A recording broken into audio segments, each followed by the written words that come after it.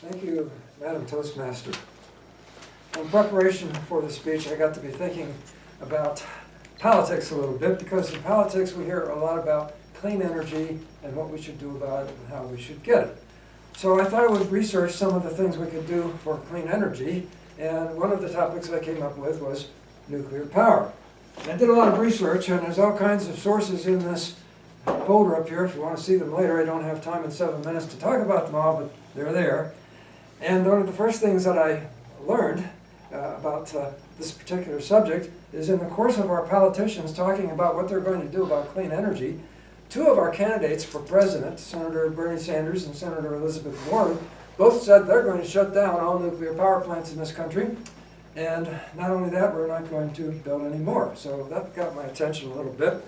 And I thought, gee, I wonder why this is the case. And it turns out that 20% of all the electricity in the United States is provided at the present time by nuclear power and nuclear power plants. Now that number is actually going down.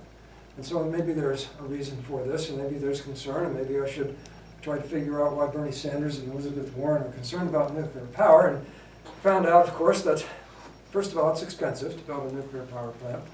And second, there are these issues of a potential for serious nuclear accidents. And there have been a few over the years. In fact, just this week we heard the vestiges of the 3 Mile Island accident back in 1978 near Harrisburg, Pennsylvania, where there was a partial meltdown with a minimal radiation leak, but still it was a nuclear accident. And then several years later, in the former Soviet Union, we had the Chernobyl accident, where it really had a total meltdown of the plant and caused a lot of problems, a lot of deaths, and a lot of radiation that went throughout much of Europe, so this was not good.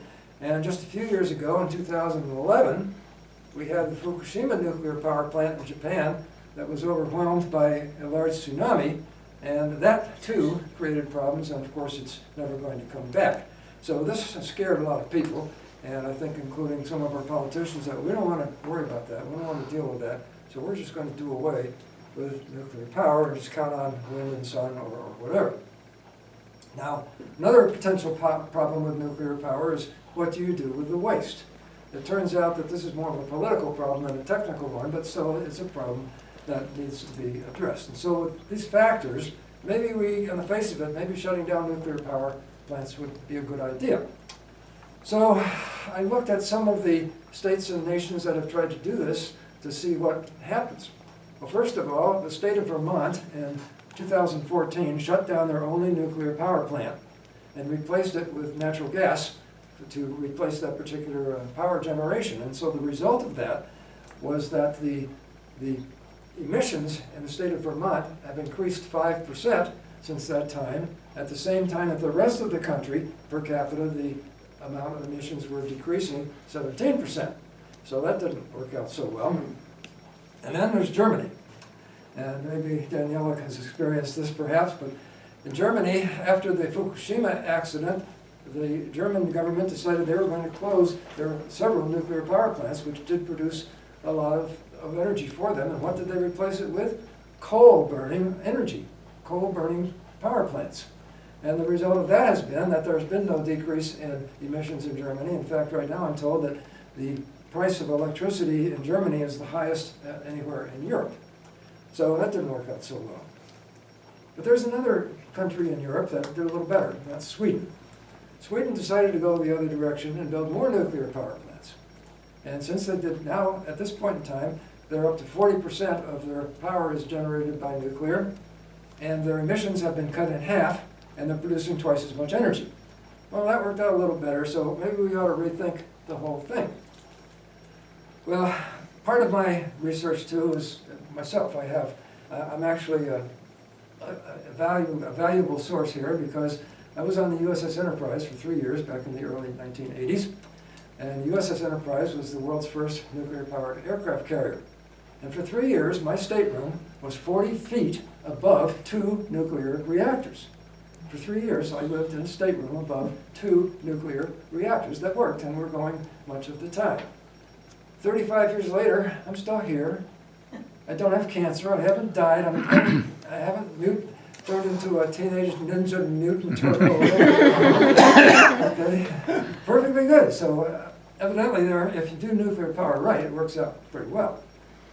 In fact, in the case of an aircraft carrier, you really want to talk about fuel and what fuel costs.